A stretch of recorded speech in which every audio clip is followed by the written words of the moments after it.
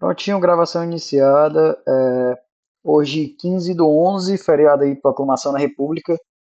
Nós iremos abordar aqui a unidade 5, que é a nossa unidade 5, parte 5, perdão, que é a que fecha aí a nossa unidade 5. É a nossa maior unidade mais extensa que nós temos.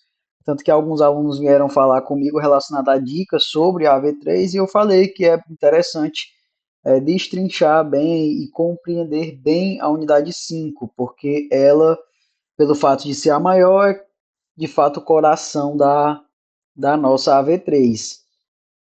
Então, se vocês observarem também a unidade 2, que foi onde vocês viram ali os direitos sociais, vocês tecnicamente passaram ali por cima dos direitos sociais, viram bem basicamente, e aí na unidade 5 vocês adentraram neles. Foram ali mais a fundo, observaram os artigos na CLT, casos práticos e ademais. Isso também vai continuar, pessoal, agora na unidade 6. Vocês já estão observando na unidade 6 que vocês estão vendo remuneração e salário. Ou seja, é a unidade ali que vocês já estão abordando também um tópico que foi citado ali na nossa unidade 2 sobre os direitos sociais. Na nossa unidade 5, parte 5, nós veremos basicamente três tópicos, que é a alteração, que é a maior parte do nosso tópico, interrupção e suspensão do contrato de trabalho. Tudo isso vocês já viram lá também na nossa unidade 2, porém só passaram por cima. Nós veremos agora mais a fundo como funciona toda essa sistemática da alteração, da suspensão e interrupção do contrato de trabalho. Vamos aqui iniciar pelo nosso primeiro slide. Nosso primeiro slide aqui vai definir o que é uma alteração contratual de trabalho. O nome por si só ele já se define, né? A alteração é quando você tem ali uma alteração fática no seu contrato que foi firmado inicialmente de maneira diferente. Você, quando é contratado ali, você assina um contrato de trabalho, se ele não for de maneira verbal, né? E aí você concorda com os tópicos ali, os termos estabelecidos pela empresa. No caso, é um ponto importantíssimo para definir se realmente se você tem interesse de participar daquela empresa, daquele local de trabalho, porque para você entrar na empresa, você precisa concordar com o contrato de trabalho. Então, quando você há essa afirmação de que você concorda e futuramente é imposta uma alteração, nós temos aí dentro dessas partes uma alteração contratual. Ela, por si só, na sua esmagadora maioria das vezes, precisa-se do mútuo acordo, ou seja, o funcionário precisa concordar com a alteração imposta pelo o seu patrão, assim como se também o funcionário quiser impor uma alteração, precisa-se da concordância do próprio funcionário, ou do próprio empregador, perdão. O artigo 468, parágrafo 1º da CLT, fala sobre a alteração unilateral, que não é o caso de uma alteração precisa de um mútuo acordo. Como eu falei, a maioria das vezes precisa-se que haja um mútuo acordo, mas existem casos que não precisa-se, como é o caso do jus variandi. E o 468, parágrafo 1º, é um exemplo claro desse, e também eu vou reler aqui, mas vocês já viram esse artigo, vocês já conhecem ele. O parágrafo 1º diz, do artigo 468, não se configura a alteração unilateral a determinação do empregador para que o respectivo empregado reverta a cargo efetivo anteriormente ocupado, deixando o exercício da função de confiança. Aqui no caso foi aquilo lá que a gente estudou. Quando o funcionário adquire uma função de confiança, por mais que ele passe 10, 15 anos, aquela função e nem a sua gratificação extra pode ser incorporada, porque a função de confiança não garante que haja confiança até ad eterno. Então, o empregador pode confiar em você hoje, amanhã ele já pode não confiar mais. Então, a CLT, no artigo 468, parágrafo 1º, assegura que ele possa lhe reverter ao seu cargo anterior, retirando assim também a sua gratificação. Isso não exige que haja um mútuo acordo da parte do funcionário. O funcionário não vai poder questionar, e na justiça ele pode até ir por questão própria, né? Mas causa perdida.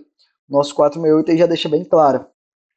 Isso também está atrelado ao princípio da inaturalidade contratual em PES, ou condição mais benéfica. Nós estudamos lá na nossa unidade 3, que tratamos sobre princípios, que existe o princípio da inalterabilidade contratual ou condição mais benéfica, que é o quê? Não pode haver uma alteração em que haja prejuízo para o funcionário. O empregador não pode ir lá determinar uma alteração para que o funcionário seja prejudicado mediante aquela alteração. Porém, esse critério do 468 é uma das alterações que não lhe é concedida uma perca, um prejuízo. Por quê? Porque, no caso, o cargo de confiança já está bem elencado. É um cargo de confiança. Exige-se a confiança. É um critério ali necessário para que você exerça aquele cargo. E logo, se perde a confiança, não tem condições de manter aquele funcionário naquele cargo. Então, ele pode haver ali a reversão, que é melhor do que ele ser demitido, né? É melhor que ele esteja contratado do que ele seja ali perca o seu emprego. Então, essa função, no caso, essa reversão, ele não irá ferir o princípio da inalterabilidade contratual em PEJs. Aí, no caso, embaixo eu botei algumas opções que sim ferirão o princípio, que não estão dentro do princípio do jus variante. O aumento da jornada de trabalho sem acréscimo de salário, que é você aumentar a jornada do seu empregado e ele não vai receber nada pelaquilo. No caso, é uma alteração prejudicial ao funcionário.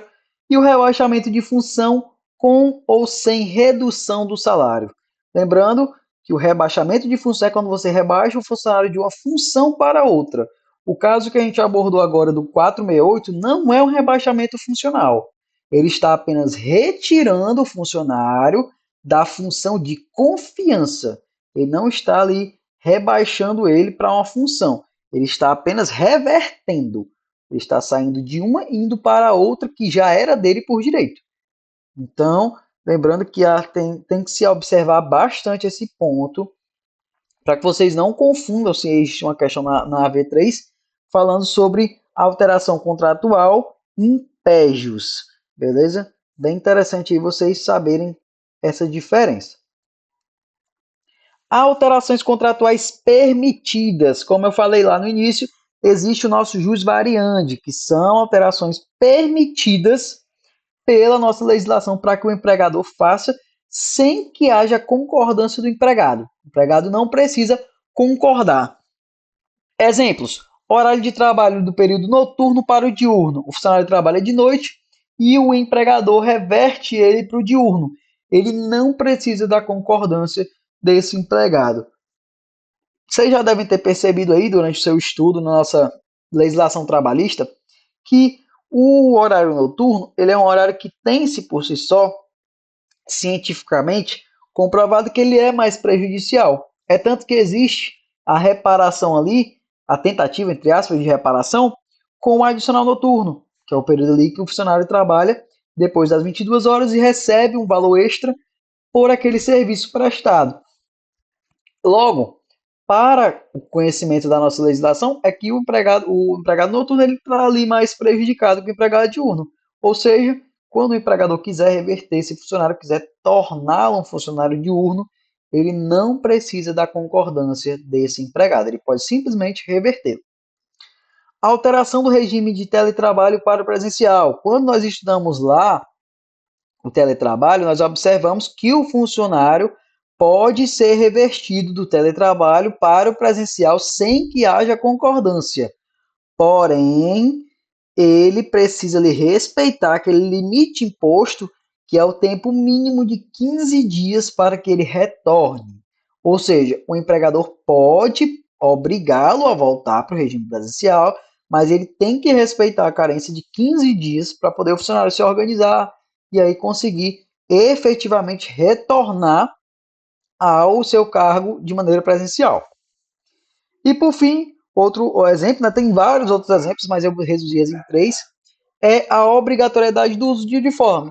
Uma coisa básica, né? A empresa ali tem as suas diretrizes, que é uma delas o uso do uniforme, e o empregador pode exigir que o funcionário utilize o seu uniforme no seu ambiente de trabalho ali.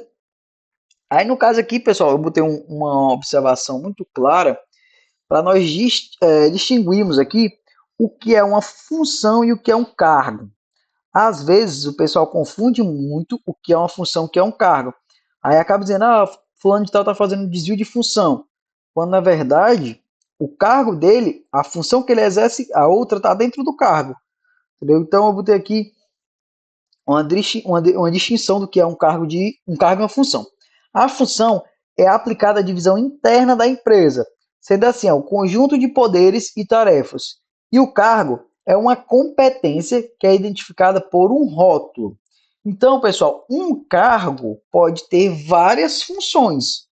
Então, você deve se saber qual a função atribuída, quais as funções atribuídas àquele cargo, para só então dizer se realmente ele existe um desvio ou um acúmulo de função.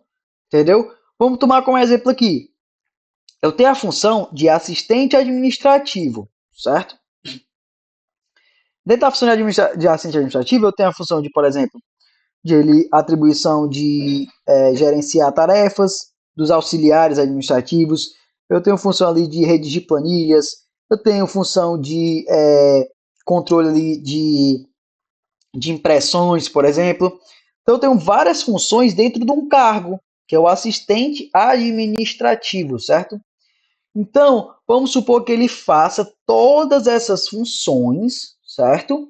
E aí, dentro dessa função, ele também faça uma atividade que seja inerente ao de um analista, certo? Então, aí nós estaremos diante de um acúmulo de função, porque é quando o funcionário faz todas as suas funções e aí ele acaba também fazendo a função de outro cargo, entendeu? Mas ele está fazendo a dele e está fazendo a do outro cargo. Quando você tem um desvio de função, é quando ele faz exclusivamente a atividade de outro cargo, estando no cargo dele. Tomando o mesmo exemplo que eu falei agora, no acúmulo de função, o funcionário vai lá, faz toda a função do seu assistente administrativo e faz ali uma função também de um analista, por exemplo, analista contábil, vamos supor. Só que aí, um desvio de função, que é o outro lado da moeda que eu estou falando agora, é quando o cara é contratado ali como assistente administrativo e ele faz a função exclusivamente as funções e as determinações do analista. Ou seja, ele não está fazendo a função dele. Ele foi contratado por um cargo e está fazendo a função de outro cargo. Ali sim está presente o desvio de função. É muito interessante vocês saberem diferenciar isso, porque isso também serve para poder a prática trabalhista também. Muitas das vezes chega um cliente para você falando, eu estou fazendo desvio de função, tudo mais. Quando você vai analisar, não está fazendo desvio de função, está fazendo um acúmulo. E são coisas diferentes, entendeu? São cobranças diferentes. Então é bem importante vocês saberem aí essa questão também, até para saber sobre a questão do jus variandi, da reversão do cargo de confiança para o cargo convencional. É muito importante saberem essa diferenciação. Alteração contratual, ocupação provisoriamente de cargo diverso. Aqui no caso, galera, é quando há ali uma ocupação provisória. Não é o mesmo caso do jus variandi lá, do cargo da função de confiança. Aqui no caso, é quando há uma substituição temporária. Por exemplo, você trabalha numa empresa, certo? Vamos tomar um caso aqui mais básico. Você trabalha numa empresa como garçom, certo? Você é garçom. E aí, o barman, por exemplo, sofre um acidente de trabalho. E ele se ausenta ali por um mês, 2 meses, por exemplo. Você, como garçom, sabe também fazer a função do barman lá. Você aprendeu por conta própria, ou então você já tinha trabalhado anteriormente como barman e sabe fazer a função. O empregador chega para você e diz: o meu barman lá, ele sofreu um acidente de trabalho. Eu preciso que você tire a licença dele. Ele está licenciado ali por 2 meses, você consegue tirar essa licença? Aí o funcionário vai lá e concorda. Não, beleza, consigo sim, não tem problema nenhum não. Aí, no caso, entra a efetividade do empregador. Ele vai desempenhar a função como barman. O barman recebe mais. Ele tem que receber o salário do barman. Naquele período em que ele está substituindo alguém de maneira provisória, deve-se receber o valor salarial da pessoa que ele está substituindo. Entendeu? Ele não vai receber o valor do garçom, ele vai receber o valor do barman, entendeu? Então deve-se haver essa diferenciação. E a questão desse ponto é muito importante vocês saberem também que, como o artigo 450 da CLT define, eu vou ler ele já já, essa substituição, pessoal, não pode ser uma substituição eventual, algo ali momentâneo, temporário. Por exemplo, o barman faltou hoje, tu sabe fazer a função, o empregador pede para tu assumir lá hoje, só hoje mesmo, que ele faltou. Você não vai ter que receber aquele dia pela função do barman, entendeu? Você não vai ter que receber um mês pela função do barman. Foi uma substituição eventual, foi algo ali, uma emergência, algo que precisou de você, e o empregador pode exigir que você faça sem que você tenha que cobrar o valor daquela função naquele específico dia. O artigo 450 da CLT diz que ao empregado chamado a ocupar em comissão interinamente ou em substituição eventual ou temporária, cargo diverso do que exercer na impressão, serão garantidas as contagens de tempo de serviço naquele, bem como a volta ao cargo anterior. Aqui no caso também, pessoal, é a questão do tempo de serviço, que foi um tópico que eu esqueci de falar, mas que acompanha a questão salarial. Assim como naqueles 2 meses que eu dei exemplo que o garçom substituiu o barman, ele também vai receber, vai ser contado no tempo dele de carteira, aquele período que ele figurou-se como barman. Ou seja, trabalhou lá 2 meses como barman, na carteira dele tem que estar lá previsto, ó, 2 meses trabalhados como barman. Até porque futuramente, se ele sai da empresa e ele vai participar de uma seleção, ele tem como comprovar que ele realmente, efetivamente, desempenhou ali a função do barman.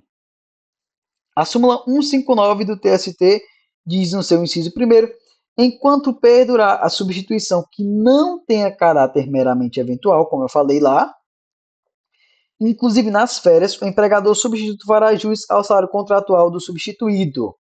Entendeu? Então, aqui no caso, ele vai poder perceber o salário do que ele vai substituir.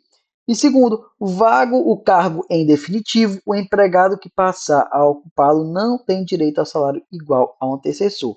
Aqui é um ponto muito importante, galera, de vocês observarem, que é o seguinte: não é porque você está na função de uma pessoa, a pessoa saiu ali, foi demitida, você assumiu aquela função, que você deve receber obrigatoriamente o salário daquela pessoa, igualmente o que ela recebia. Entendeu? O empregador não tem obrigação nenhuma de pagar o mesmo salário a você. Ele tem a obrigação de pagar o salário do mercado. O mercado tem um piso ali, ele tem a obrigação de pagar o piso. Mas ele não pode lhe garantir a você que você vai receber a mesma coisa do empregado. Por exemplo, o empregado que saiu, às vezes tem 15, 10 anos de casa, entendeu? Você tem 1, 2. E não necessariamente o empregador tem a obrigação de lhe pagar o mesmo valor salarial. Transferência. Transferência também se trata de uma alteração contratual. Lembrando, transferência só é tratada como transferência quando altera-se o domicílio do empregado.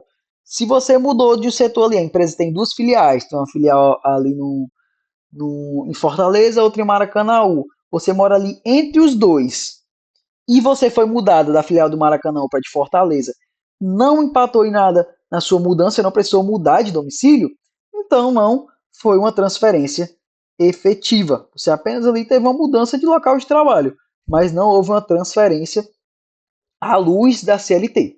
O artigo 469 define o que é uma transferência, que diz que ao empregador é vedado transferir o empregado sem a sua anuência para a localidade diversa da que resultar do contrato, não se considerando transferência a que não acarretar necessariamente a mudança do seu domicílio. Ou seja, o empregador pode lhe transferir desde que não haja a mudança ali do seu domicílio. E como fala o 469, sem a anuência, ou seja, deve-se haver ali a concordância quando a transferência se tratar da mudança de domicílio.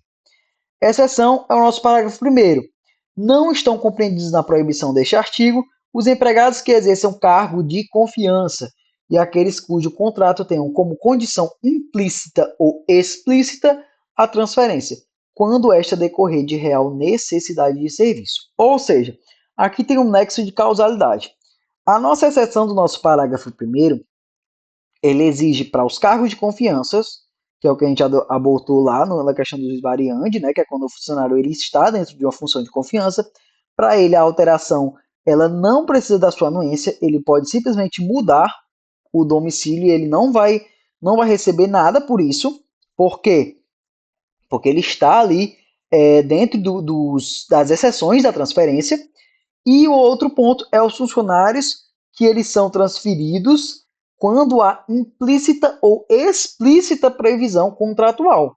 Se há ali alguma previsão contratual em que preveja essa mudança de maneira explícita ou implícita, ele não vai poder ali questionar o seu empregador pela transferência, desde que a transferência tenha real necessidade de serviço.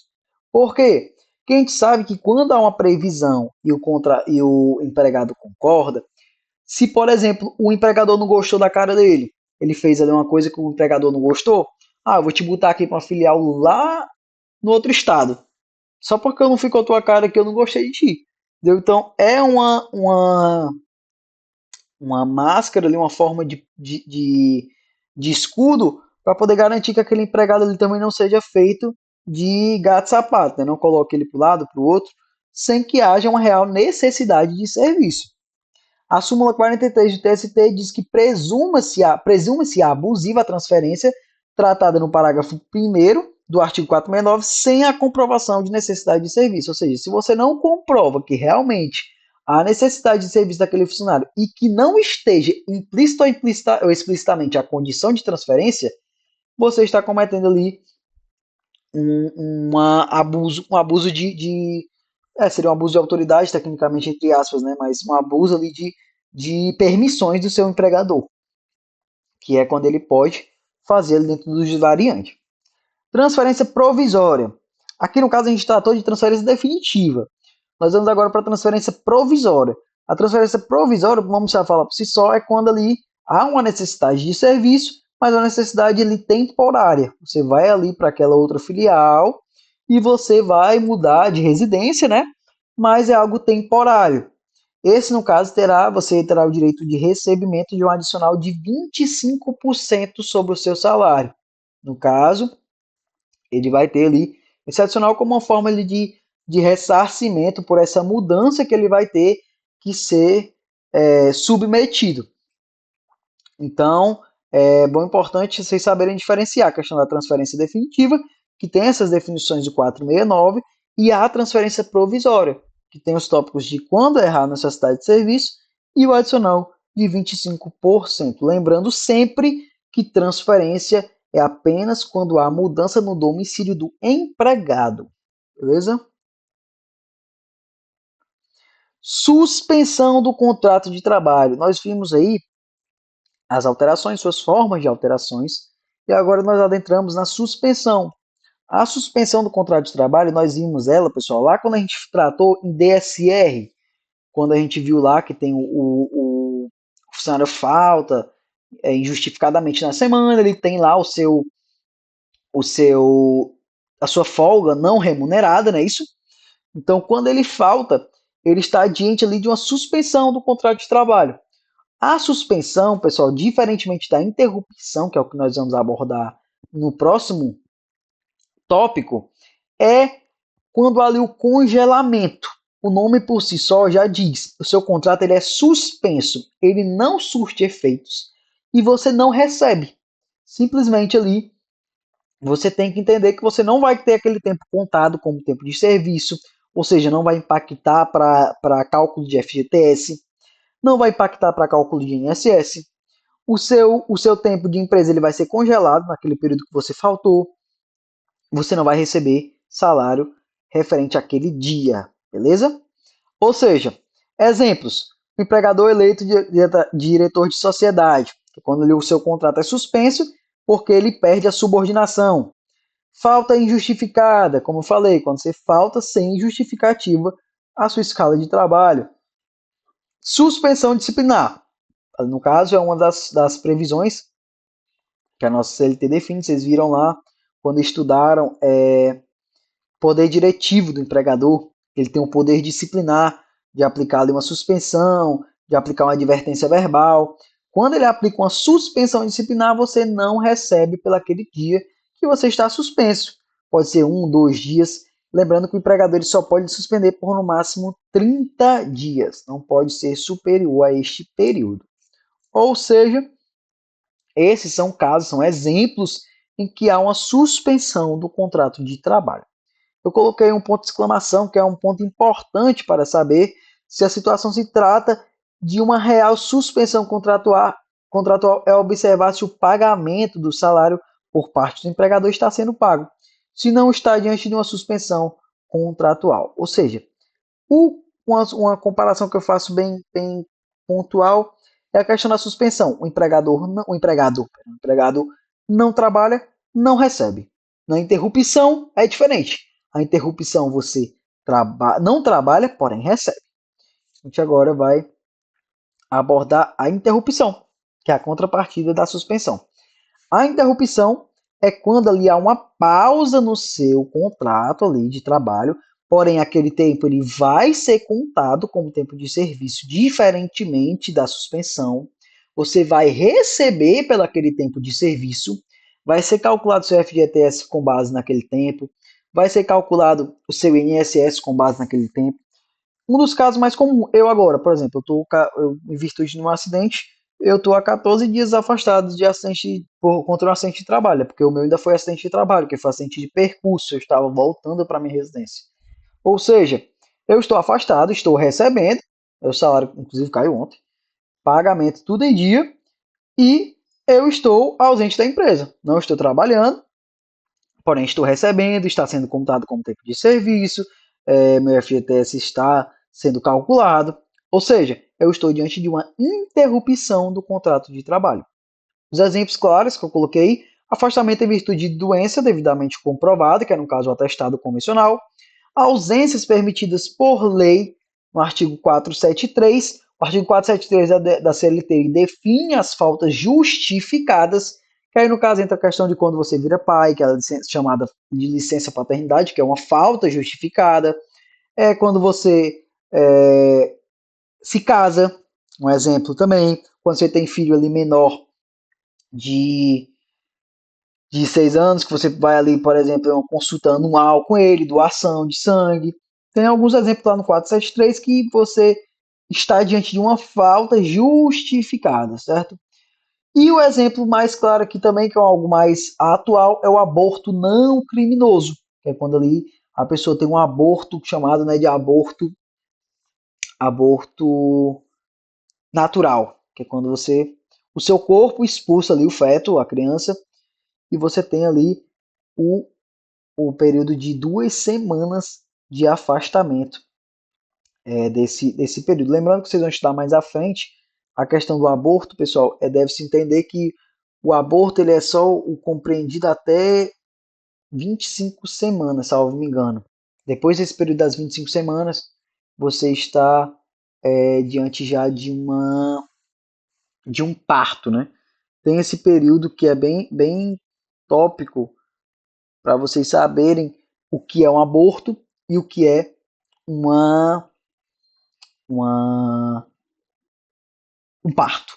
Então a gente vai estudar isso mais à frente, não vou adentrar agora, mas é bem importante vocês saberem diferenciar essa questão, para poder vocês saberem o que é o aborto, realmente o que é o evento parto. Quando você tem um evento parto, ali a criança, por exemplo, nasce sem vida, você tem ali um parto. Então você vai ter ali sua licença, maternidade, por mais que você não teve tudo mais a criança, mas você esteve ali diante de um evento parto. E essa questão aí, no caso, é do aborto. Quando você há o aborto, o feto ainda se aborta naturalmente, e aí você tem ali 2 semanas de afastamento, que está diante de uma interrupção do contrato de trabalho. Outra exclamação que eu coloquei: a observação se dará no contexto também do pagamento. Se o pagamento dar-se pelo empregador e o contrato não foi congelado, como é o caso da suspensão, se trata de uma interrupção do contrato de trabalho. Ou seja, suspensão, você não trabalha e não recebe. Interrupção, você não trabalha, porém recebe. Entendeu? Então, basicamente, esses são os pontos bem importantes para poder haver a diferenciação, do que é uma interrupção do que é uma suspensão do contrato de trabalho. Pessoal, ficou alguma dúvida? Alguém tem alguma dúvida sobre algum ponto, alguma colocação? Alguém teve alguma experiência sobre? Se tiver, fica à vontade para falar. Senão, a gente finaliza aqui Hoje é bem curto mesmo, porque é mais uma revisão sobre os nossos pontos aí. Vocês já devem ter observado que a unidade 5 se trata mais de uma revisão. Eu não vou fazer chamada, porque no caso muita gente fez estar de curtindo uma praia, uma folga, porque se trata de um feriado, né? Então não vou fazer chamada hoje. Porém foi gravado normal, vou publicar lá no grupo. E se vocês tiverem alguma dúvida, fiquem à vontade. Para o pessoal da gravação, até mais aí. Fiquem à vontade, excelente final de semana e um bom feriado.